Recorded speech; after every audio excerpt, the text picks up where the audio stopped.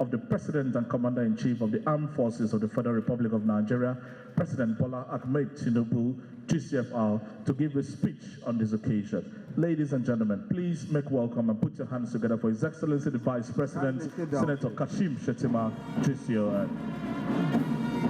Please kindly sit down, please.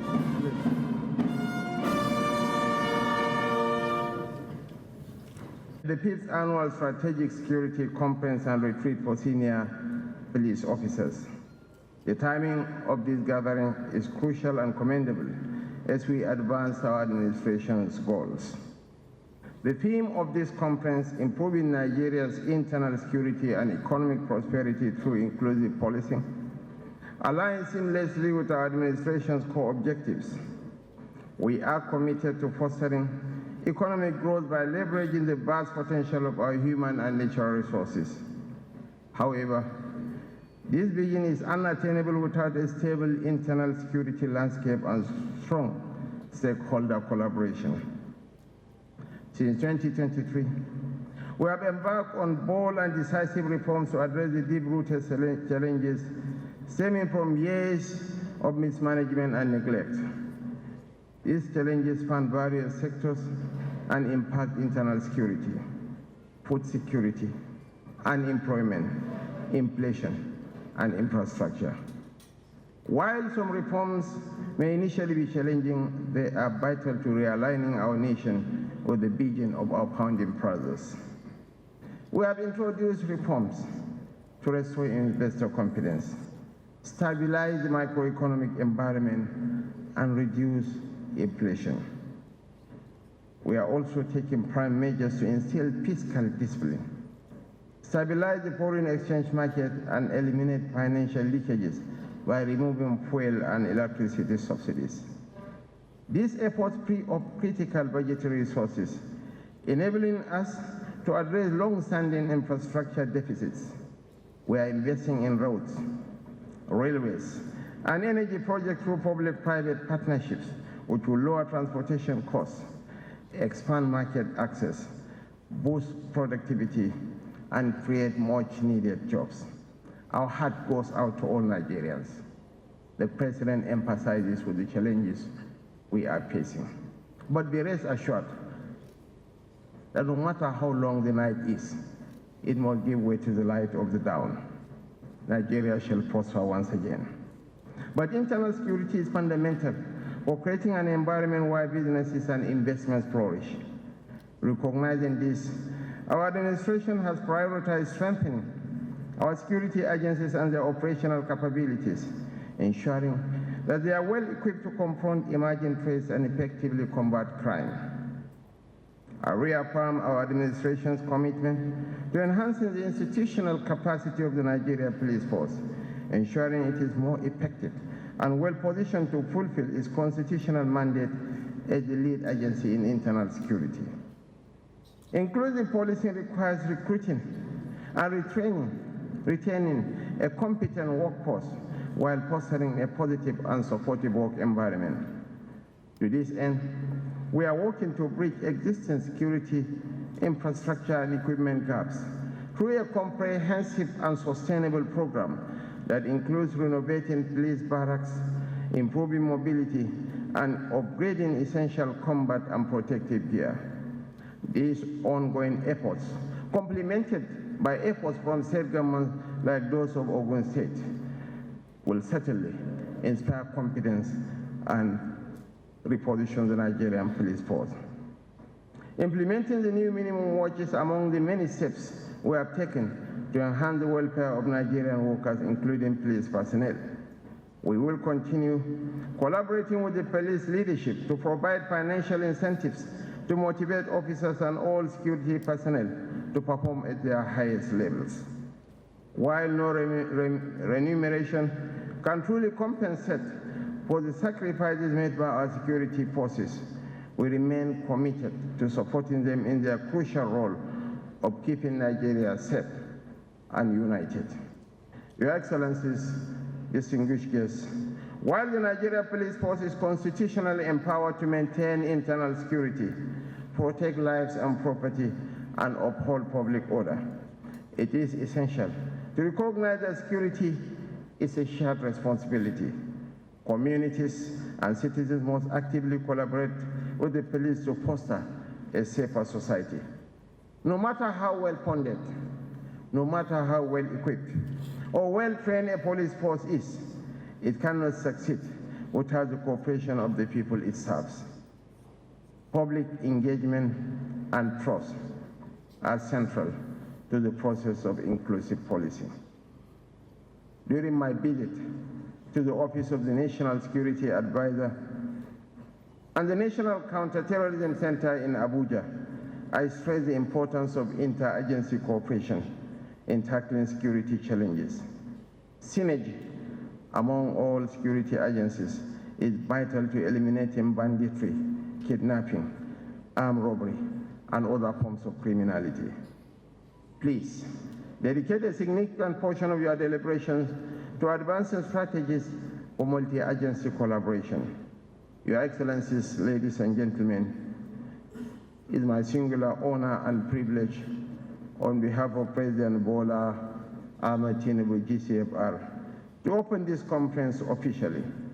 I wish you all productive discussions and meaningful outcomes. And for our friends from Kenya and Rwanda, we are wishing you a very safe passage back home. Thank you, and God bless you. Thank you very much, Mr. Vice President. We'll kindly request, Your Excellency, that you join us to take group photographs. Yes, Mr. Vice President. His Excellency the Governor will join the IGPs, all the people.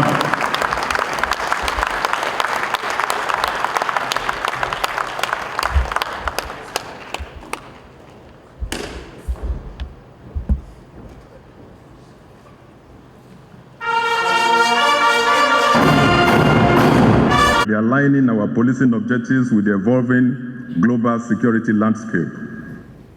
Over the past few years, each edition of this conference has offered valuable insights that have shaped contemporary policing in Nigeria, promoting innovation, collaboration, and best practices. In particular, the most recent conference was incredibly impactful. When we last gathered in Owerri for the 4th edition of this conference and retreat, we convened under the theme Fostering Economic Prosperity, Social Integration, and Political Development through Enhanced Internal Security Mechanisms. That theme highlighted the crucial roles of security in national development, emphasizing how a secure nation promotes economic growth, strengthens social cohesion, and fosters political stability. Over the past year, we have diligently worked to implement measures that align with this vision. Today, we gathered under the theme, Improving Nigeria's Internal Security and Economic Prosperity through Inclusive Policing. This theme naturally flows from our last conference, while we previously focused on the broader integration of security mechanisms into national development, we now emphasize the critical aspect of inclusive policing, highlighting the imperative of an all-society policing approach to addressing current security challenges and enhancing economic prosperity. This year's theme captures the essence of our strategic direction. It mirrors Mr. President's security vision and underscores our determination to cultivate a police force that is professionally competent, intelligence-driven, and equipped to confront emerging threats proactively. To achieve an in-depth discussion and deepened reflection by participants, the team has been organized into 9 sub-teams as follows. Sub-team A, strategizing on a first action plan for inclusive policing in Nigeria. B, the imperative of adopting new policing strategies in Africa, a study of Rwanda. C, crime outlook for 2024-2025, preparing the force for new internal security challenges. D, law enforcement guidance for policing public demonstrations and protests, the African experience. E, Nigeria cybercrime outlook, threats and opportunities. F, welfare of police officers as motivation for attaining professionalism, increased output, and enhanced service delivery.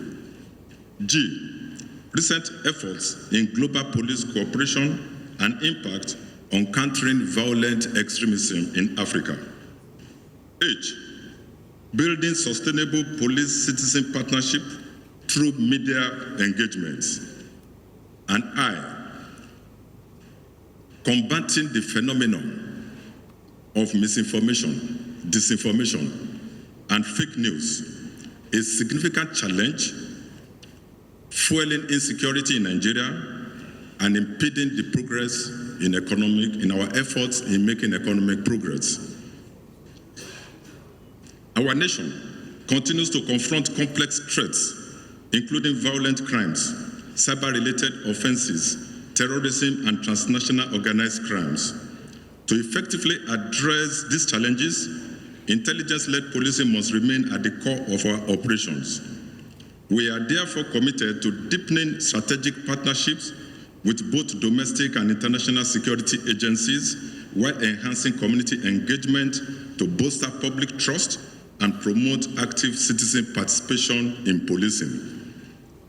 Building on the successes of previous conferences, we have undertaken major reforms in investigative procedures, prioritizing forensic analysis, digital case management, and improved judicial collaboration.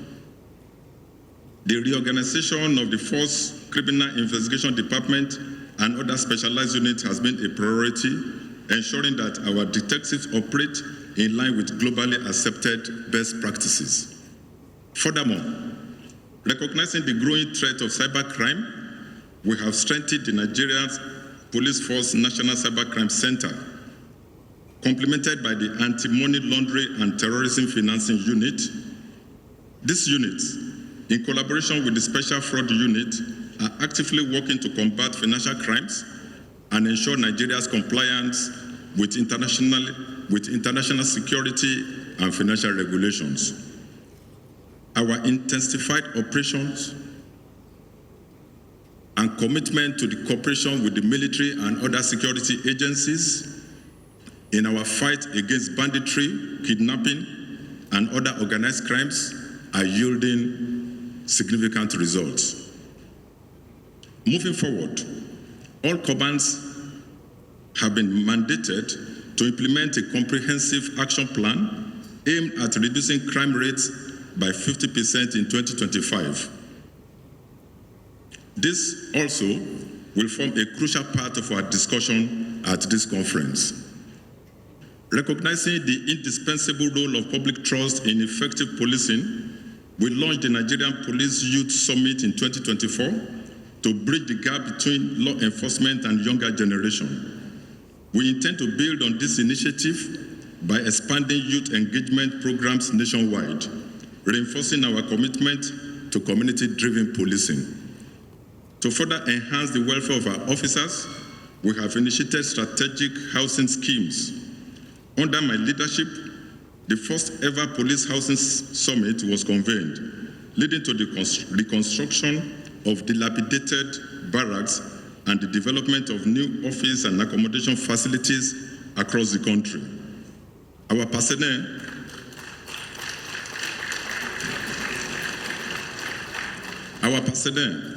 who work tirelessly to protect lives and property deserve the best, and their welfare remains a top priority of this administration.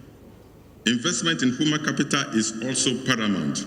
We have finalized plans for specialized training in forensic investigation, intelligence gathering, counterterrorism, and cybercrime detection.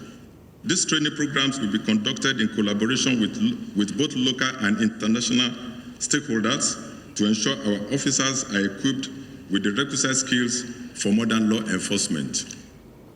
As we continue with the current policing year, our focus remains steadfast on enhancing intelligence sharing, strengthening forensic and digital investigative capabilities, and upholding zero tolerance for corruption and human rights violation within the force.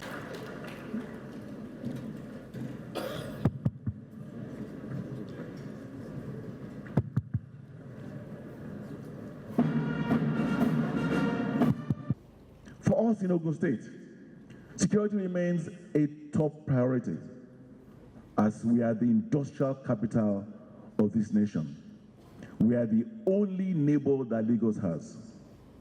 At the last count, we envisage that every day, at least 2 million people drive through Ogun State or go between Ogun State and Lagos State every day. So you now understand why for us, security is extremely important. Administration has consistently supported the Nigerian police and other security agencies through strategic partnerships, and we have continued to invest in modern security infrastructure and technology. We continue to work hand in glove with the police in strengthening community policing initiatives. We understand that security is a shared responsibility, and we have worked to strengthen this synergy between law enforcement and our local communities.